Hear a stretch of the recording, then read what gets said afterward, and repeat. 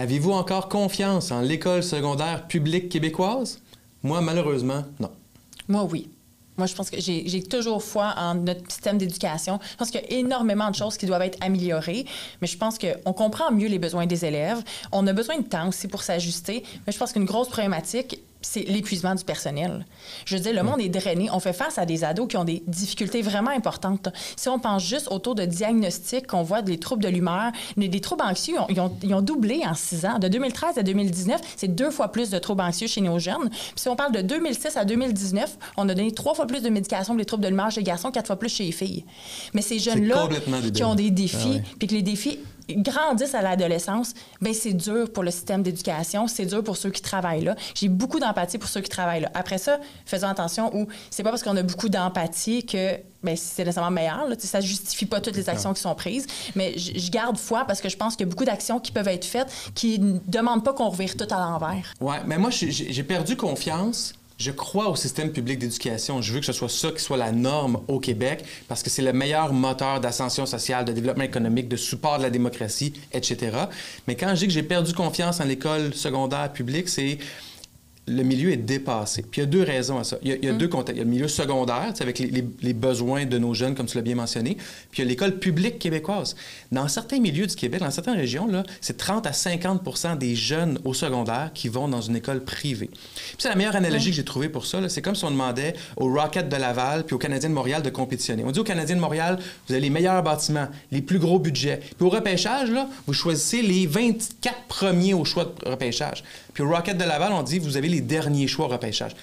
C'est exagéré, mais pas tant. Puis eux, choisissent même pas leur personnel. Tu sais, c'est imposé par les conventions collectives, par le choix que les enseignants vont faire. Ils ont moins d'argent, l'école publique.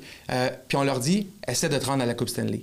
Il n'y a aucune chance qu'ils y arrivent. Il y a des exceptions. Certaines écoles ici et là vont réussir à très bien performer, mais dans les faits, l'école publique secondaire québécoise, primaire aussi, mais primaire, c'est moins vrai parce qu'il y a moins d'élèves qui vont au privé au primaire. C'est vrai, 8 des élèves québécois. Et là, je pense que ça écrème moins. Ça écrème moins les, en guillemets, meilleurs parents, où les parents sont capables de mieux accompagner leurs enfants, les parents issus de meilleurs milieux socio-économiques, les enfants qui ont des meilleures notes, ils sont plus dans le réseau public, donc on le voit moins l'impact. Mais au secondaire, c'est dramatique les conséquences que ça a. Mais concrètement, qu'est-ce que tu trouves qui est problématique? C'est quoi que tu observes que tu dis, moi, ça me fait perdre confiance? Bien, il n'y a pas assez de mixité. Mixité de notes, mixité de besoins, mixité de famille à l'école secondaire publique. Et ça fait que le fardeau des professionnels à l'école est tellement grand. Puis, je répète, on leur demande, on les compare à l'école privée, là, les palmarès et tout ça, mais il n'y a aucune chance qu'ils soient à la hauteur. On compare des pommes et des poires, là, c'est pas ma affaire. Et l'autre élément, moi, j'ai toujours trouvé qu'une des plus grandes forces de l'école privée, au-delà de ce que je viens de dire, c'est la capacité de l'école de gérer son milieu, d'instaurer des valeurs, de gérer son budget, d'embaucher le personnel. L'embauche du personnel, c'est majeur comme impact. Tu sais, t'embauches les gens qui fitent dans ta culture. Oui. Tu les laisses aller quand ils sont pas à la hauteur. Et ça crée des milieux encore plus dynamiques, ajustés à la réalité des familles. Puis en plus, j'ai été président du CI, de l'école secondaire de mon garçon. C'était difficile, là. Cette volonté-là de vraiment aider les enfants, d'impliquer les parents dans la gestion de l'école, qui était une grosse polyvalente de près de 2000 élèves, là, je le sentais pas du tout. Fait que le milieu, il se ressente sur lui-même dans toutes ses frustrations. Puis là, je parle pas des individus, là. J'y crois à l'école publique, puis je veux que les gens qui travaillent, ils restent là. Je les aime, je suis marié à une enseignante, je veux dire, j'y crois. Mais la réalité, c'est que quand ça devient tellement dur comme ça, au quotidien, ça devient impossible de faire son travail. Oui, mais c'est là où moi, je garde espoir parce qu'il y a des choses qui sont à mettre en place qu'on n'a pas encore mis en place.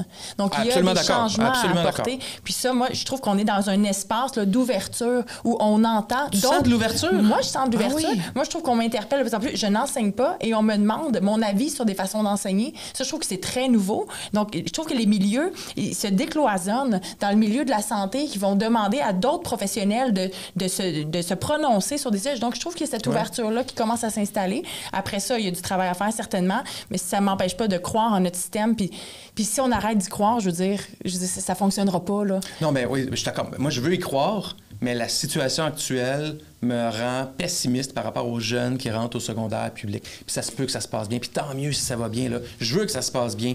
Mais il y a tellement de changements à apporter dans la composition des classes, dans la formation du personnel, dans le soutien au personnel, dans le soutien aux directions d'école et les bâtiments. On n'a pas parlé des bâtiments, mais tu sais, des bâtiments pleins de moisissures puis d'amiante, il y en a un char puis une barge. Ouais, mais c'est pas juste au secondaire, là. Non, mais c'est l'école publique en général, tu sais, ouais. qui a un déficit dans ses infrastructures.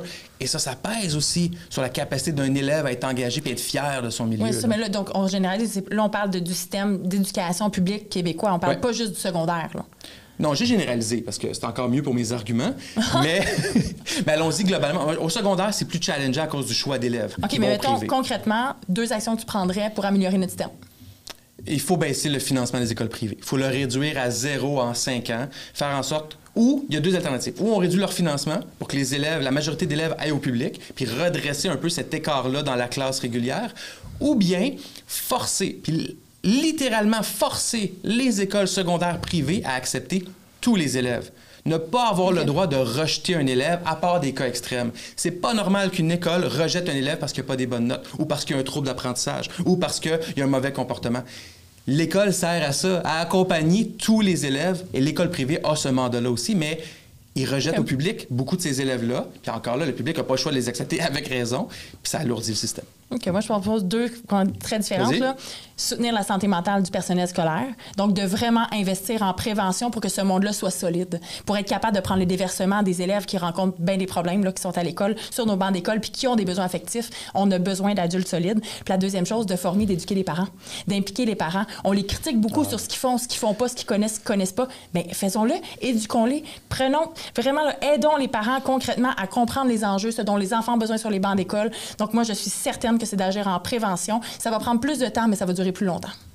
Ça, je suis certaine et convaincue. Le rôle des parents, là, c'est comme l'histoire de ma vie. J'y crois tellement, mais je suis pas d'accord avec toi. C'est pas la faute des parents. C'est pas eux qu'il faut les aider pour régler le système. C'est pas la faute. Je pense qu'on va rendre les enfants disponibles sur les bancs d'école. Je pense qu'en adressant, ne serait-ce que d'avoir des adultes solides, de mettre en place les bases, là, ce que l'enfant a besoin pour avoir un cerveau disponible, il va avoir moins de troubles de position, il va avoir moins d'anxiété, il va avoir moins de TDAH, il va avoir moins de conflits, il va avoir moins d'agressivité. Puis c'est exactement de ça qu'on se plaint dans les écoles. Je veux dire, les enfants ont la conséquence de la façon dont on crée un environnement qui est sain ou pas sain pour eux. Ça, c'est notre responsabilité d'adulte. C'est pas aux enfants à changer leur comportement. C'est à nous à créer les conditions. Puis ça, c'est ensemble, là. Le personnel, les parents, puis nous autres qui peut changer ça. Mais il faut que j'aie le dernier mot. Ça se peut-tu que les parents les moins outillés soient au public parce que, justement, le privé les sélectionne, ces familles-là?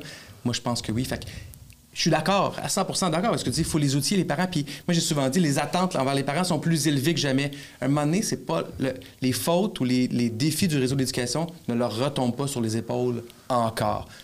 Vous en pensez quoi? Dites-nous ce que vous en pensez. Clairement, c'est un débat qui nous allume. On veut savoir ce que vous en pensez. Avez-vous encore confiance dans le système public québécois au secondaire, puis même au primaire? Dites-nous ce que vous en pensez.